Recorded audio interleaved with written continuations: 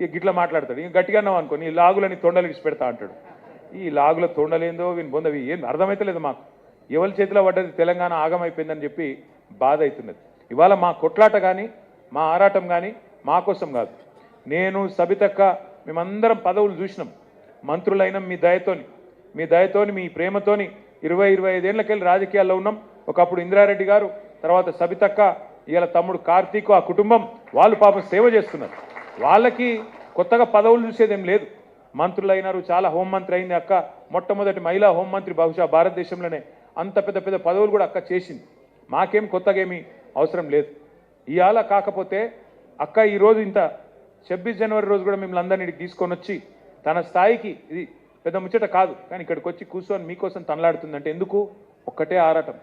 ఏ తెలంగాణనైతే మోసపోయిందో, ఏ తెలంగాణ ఆడబిడ్డలైతే మోసపోయినరో, ఏ తెలంగాణ ఆడబిడ్డలైతే ఇవాళ ఈ కాంగ్రెస్ చేతులు ఆగమైనరో వాళ్ళను మళ్ళా బాగా చేయాలంటే కేసీఆర్ను తెచ్చుకోవాలి, కేసీఆర్ గారిని ఖచ్చితంగా మళ్ళీ గెలిపించుకోవాలన్నదే ఆలోచన తప్ప వేరేది కాదు. కేసీఆర్ గారు మీకు చెప్పని పనులు చేసిండు. రైతు బంధు ఇస్తా అని చెప్పి కేసీఆర్ గారు ఓట్లు తెచ్చుకోలే. కళ్యాణ లక్ష్మి ఇస్తా అని చెప్పలే. కేసీఆర్ కిట్టు యాదుకున్నదా?